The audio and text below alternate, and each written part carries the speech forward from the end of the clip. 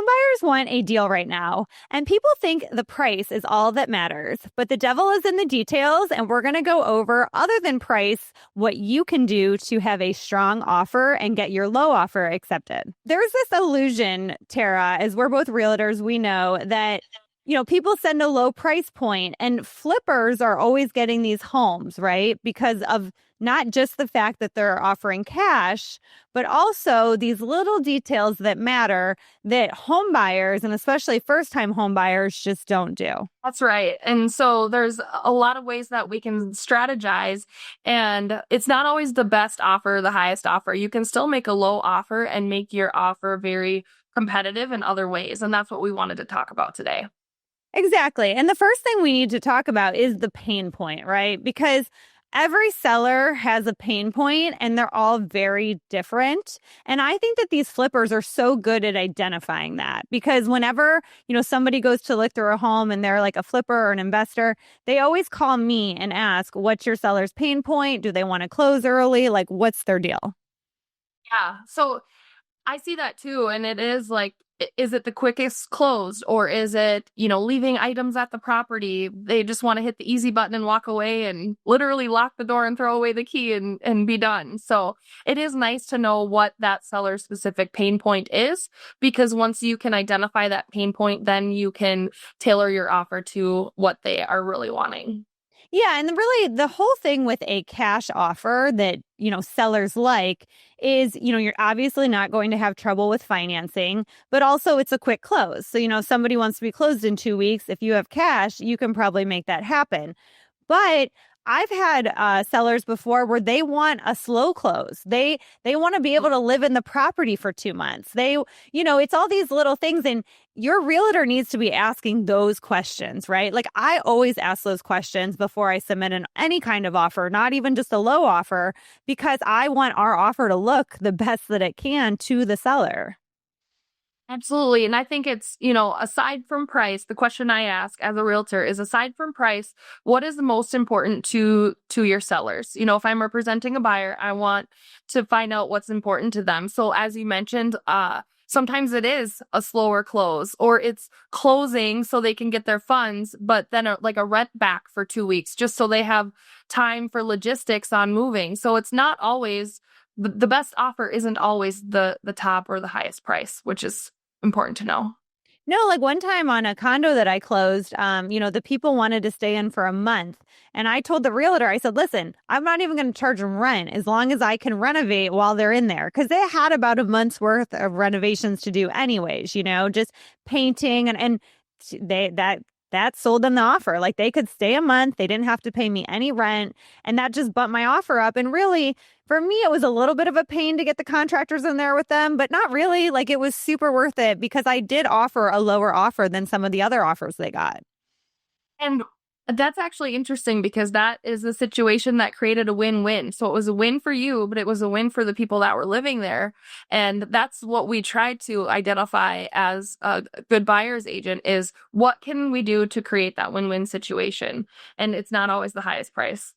Nope. And so let's talk about this second thing that investors do not do that first time or just home buyers in general do. And this one drives me nuts. And that is asking a lot of questions about what is wrong with the property before ever getting it under contract. Mm-hmm. Do you see that? I do sometimes, where it's like, you come across as nitpicky. Like, it's great to ask questions and be an educated and an informed buyer. But if you're asking too many questions, it can really be a turnoff to the sellers. Like, if they're being this nitpicky on, XYZ item, then how is the whole transaction going to go? And some of those pre-questions just totally set the tone for how the transaction might go. So you don't want to be too needy or too nitpicky on the front end. Exactly. And they might not proceed with you. Exactly. Or they might be hesitant to if you offer a lower offer. So, like, every seller has to fill out a seller disclosure form. And in there, they list anything that's happened in the home that they are going to disclose, right? And they're supposed to disclose everything. And so I get, asking the age of the roof and, maybe the age of the HVAC system, if it's not on there, that's legitimate questions. But when you start to ask, does the pool need resurfaced? Are there cracks in the concrete? Like, that's what your inspection is for, right? And so, I know a lot of buyers, they don't want to pay for an inspection to then find things to then back out of the offer. But that kind of is part of the process, because when you are asking all these questions on the front end, to your point, the biggest fear a seller has is getting under contract and falling out of contract, because that pulls their deal off the market for however many days, right? And they don't like that, because that really hurts their ability to sell. So if you're going to make a low offer and you're going to ask 72 questions about the property before it's accepted, then, you're a red flag. And so what investors and flippers do is they offer to take the property as is. Like, they tell me, we're going to take it as is. But here's the thing. They still do an inspection, and they don't always take the property as is. So I just had a situation last week where, I was the listing agent, and a flipper came in, and our unit was listed for $315, which was a great rate. They offered $260. My client wanted to take it because he didn't need the money, and they said, we're going to take it as is. Well, the inspection came back that the HVAC system was bad, so that he ended up taking another $5,000 off for the HVAC system, because he was going to have to do that with anybody, right? Because of what the inspection found. However, they said they were going to take it as is, but they didn't. And that's the point, right? Yep. Absolutely. And if you fill out your offer in that way, where it's not 100%, you're waiving your inspection, you can still make it contingent on inspection and say, hey, we're not nitpicking. This is primarily what we're looking for. And as long as you convey that, then at least they know that you're not going to nitpick over a creaky cupboard door or some little cosmetic blemish, which every home has, even if it's new construction. So really conveying that and talking through what an inspection is and isn't, health and safety, yes, but it's not cosmetic. It's not things that you can see with your naked eye when you're going through a listing or a showing on a property. So yeah, it's great points. Well, and also, if you're getting concessions or you're getting a low price, that's baked in the cake, right? Like, I'm giving you a low price. Yes, we have a minor plumbing issue that's going to cost you $300. Like, that's kind of the point, right? The point is not to offer a low offer or offer with contingencies, then get it accepted and then nickel and dime, because they don't want to deal with that. The point of contingencies and the point of low offers is you're kind of taking it as, I'm going to be easy. This is going to be an easy deal. And this is why you should take the low offer in the first place. Yep. And that is nice to basically serve, a seller like an easy button. Like, here you go, press it. Like, this is our easy button offer. So it's kind of nice to be able to offer that. And that's part of it, is taking on those $300 plumbing fixes or, some of the smaller things. And yes, they add up. But if your offer is lower, you have enough room in there to accommodate for those. Absolutely. And something else that I see investors and flippers do that home buyers don't want to do is putting down more earnest money. Typically, most buyers put down that 1% earnest money, but if they would put down more, it does make their offer more appealing.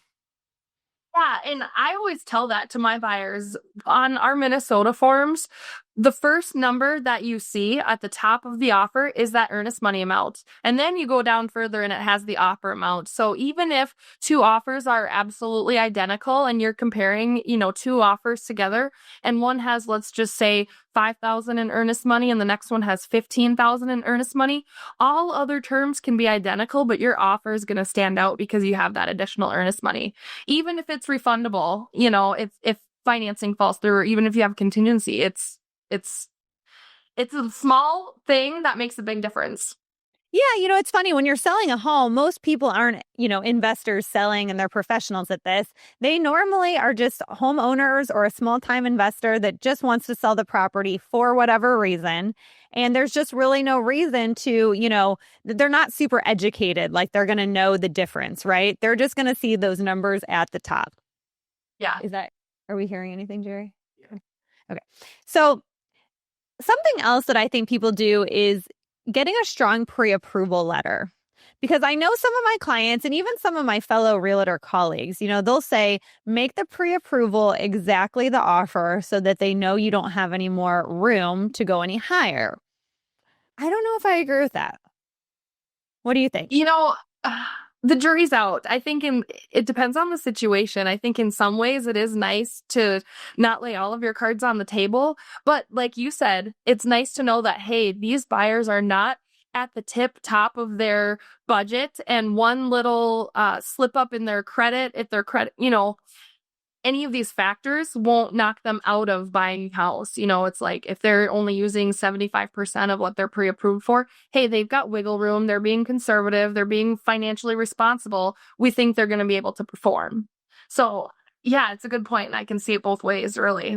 Yeah, and I can see it both ways. And I guess it depends. Like if you're buying a $600,000 house and you're only really approved for 650, like that's not a huge gap. And you probably should put 600 to not put all your cards on the table. But, if you're an investor and you're buying a $600,000 house, but you're approved for $1 million, and I just had this happen recently, it's like, she's probably going to get approved because she's literally could almost double this price and get approved, because what they're looking for, on these lower offers is, that the transaction is going to go through. And that's why putting down bigger earnest money, putting down, or being pre-approved for a bigger amount. I mean, it does help because, like to your point, when you're really tight like that, yes, you're not putting all your cards on the table, but you also are saying like, this is all I'm approved for. So it could be really tight. Yeah.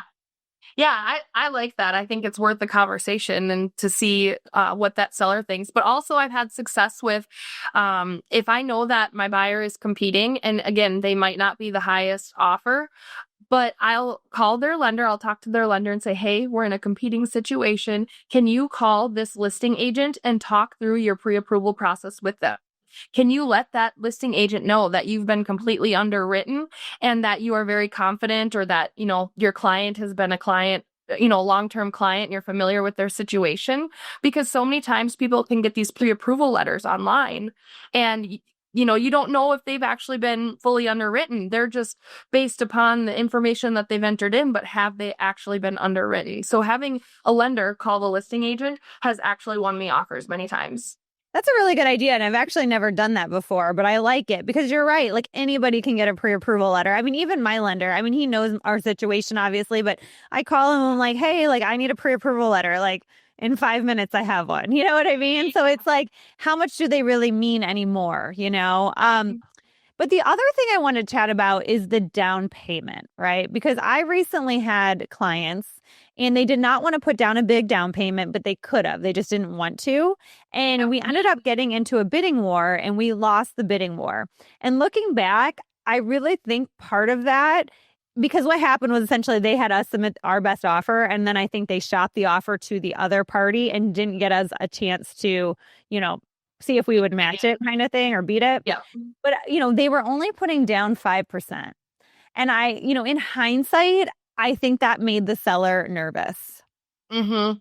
That could be because it's how they perceive it. So that could be the earnest money, even though it's, the same net at the end of the day with whatever the purchase price is, the earnest money is perceived that way. And yeah, that could be too. Well, and not all realtors are super chatty. Like, sometimes you call a realtor and they'll tell you the seller's pain points and they'll tell you the exact number that they think that they would accept. And, and other times they don't tell you anything. And that's how this realtor was. We made a full price offer. It had been listed for a couple of days. The market's typically not so hot right now that you're going to have multiple offers, right? And so I didn't hear back from her by the time we, submitted. And when it was due, right? And I'm like, well, why is she not getting back to us? We made a full price offer. Well, then finally she got back to me that they had somebody else that was interested too. So that kind of, but it's not like you always get this opportunity to explain yourself after you submit the offer, because she just was not having it. She wouldn't call me back and everything was texting and then it was just done. Exactly. I just had one that was similar last week. I had a property that had been listed for about 2 weeks. And then, in week number 2, we received multiple offers. Well, the first one, it was pretty dang low. It was good terms, but it was low. And so the sellers didn't even want to look at that offer because it was so low. And so you look into even all the terms, even that it's cash, it's like had they changed a couple of the terms on there, I think it would have been a lot closer, even aside from the purchase price. I know. It's like one of those things, like if you have a home that you really want, and like these people had been looking a long time, they're very picky and they finally found a home that they wanted, and I tried to get them to put down a bigger down payment. And I tried to get them to, like, because we did a escalation clause, I tried to make it, higher. But, people, they're buying a home, they're nervous. I get it. But I do think like you kind of just have that one chance. So you need to act like you just have that one chance, because sometimes you do. But I've bought homes before where, there was 7 offers on this one property, and this was for me. And my realtor at the time, because I wasn't a realtor yet, she goes, if you offer $7,000 more on your counter, it's yours. Because sometimes, for whatever reason, realtors can really tell you, but you don't know. If the seller allows them to, then yeah, you really don't know. And that's the question mark. So it's sometimes it even boils down to the relationships that your realtor has with the other agents, because if they've worked together before, they know how each other works, and then that's helpful too. So really choosing a right agent that has connections and friendships or working relationships, it makes a difference too. Yep, absolutely. And an agent that really vets their buyers too and explains to their buyers, how the process works, right? Absolutely. So the last thing I think is, considering these ugly duckling homes. So investors are very good at this. Like when I go take investors out, it's all they want to look at is the bad pictures, the, nasty carpet, all the things, right? Yeah. But when I take these home buyers out, they want the fully remodeled, Cadillac, but then they want a deal. And that's hard because typically these homes are flipped. And these flippers are in the business. So now you're not dealing with just a lady that wants to sell her house or a couple that wants to sell your house. Now you're dealing with a professional here, right? And these flipping margins are tight. So there is not much room for them to negotiate. Yeah. So the ugly duckling thing is, it's like, look for that diamond in the rough, look for something that you can add a little bit of sweat equity into, or that's mostly cosmetic. I mean, you want your bones to be good, you want to buy a solid house, but yeah, the margins are tighter on a flip. So it's, probably not going to be a home run of a steal of a deal if you're buying a flip. Yeah, exactly. And people don't understand what new floors and paint can do. Like when I walk in a place, I'm like, this just needs new floors and paint. And then we're, 80% of the way to the one that we looked at that's $30,000 more that you loved, And so but it's hard to envision that, because I remember when I bought my first house, I was with Ken, and we walked in, and I mean, the girl that owned it, she inherited it from her dad that lived in Texas, and she was in Texas as well. And so she just got in some tenants, and they were dog sitting, and they were paying like $800 a month less than what it should have been on rent, right? So they didn't want us to come look at it. They kept delaying the showing. Finally, I told the realtor, who was her uncle, I want to go see this house. So we get there. There's dogs everywhere. They just left dogs everywhere. There was drugs on the counter in the bedrooms. And I walk in and I'm like, oh, hell no. Like, there's just no way, I'm just like, but I didn't want to say anything in front of her uncle, who was the realtor, who was there. And then and Ken and I were looking. So I'm like, I know he feels the same way. This is not for me. I was going to live there. This was not an investment property. And I only grew up in like new build homes throughout my life. So I was like, no. So we get outside and Ken goes, I think you need to make a full price offer. And I about lost it. I'm like, oh, really? Like, I don't know. And he's like, no, like, you got to make a full price. This is a great deal. Da, da, da. Well, I did. And it's my best performing rental now that it's a rental, and it's worth twice the value. And I wish I would have bought 2 of them, because there were 2 different properties in there for sale. But at the end of the day, once we ripped up that nasty dog pee carpet and we painted, and then, of course, I put in some new countertops, some things that I wouldn't have done for a rental, but I did because I lived there. But I probably put in less than $30,000 of work, and it was beautiful, right? And so ever since then, I see it, because I know what my house looked like before and I know what my house looked like after. But when you're just a home buyer and you're not an investor like I was at that time, you don't see it. So you're just like, I can't do it. But at the end of the day, if it's in a good location and it's a good layout, because those two things you can't change, you can totally change what it looks like so easily. Yeah, totally. And I think it's funny because so Ken had the trained eye at that time. And when you're with somebody that has a trained eye, whether it's, a family member or a spouse or an agent that can walk through and say, hey, this is all this house needs. And it's going to cost you, X amount, like let's just say $10,000, but it's going to add, $50,000 of value, knowing the market and knowing the neighborhood and then the layout, of course, making sure that those things all check out. It's pretty incredible what you can do with it. When you don't have to do it all at once either, right? Like, yes, Yeah. you want to do your floors and your paint probably before you move in because it would be a pain, right? But after that, if you want to do the cabinets or you want to do the countertops, like it can be a once a year project, until you get the house exactly how you want and it's in your budget. Because what I see a lot of my clients do too is they'll, go way out of town because then they can get a better deal. But then, in 2 years, they want to move back in town. It happens every time. They're like, now I want to be, I'm unhappy where I'm at. Where the clients I see the happiest buy where they want to live, and then they just slowly make the house what they want it. Yeah, which makes the most sense. Yeah, you can't ever move a property. You can always improve a property, but you can't move it. So buy where you want. And the chances are, if they're in a location, if the location is too much, they're, moving further away probably to save money.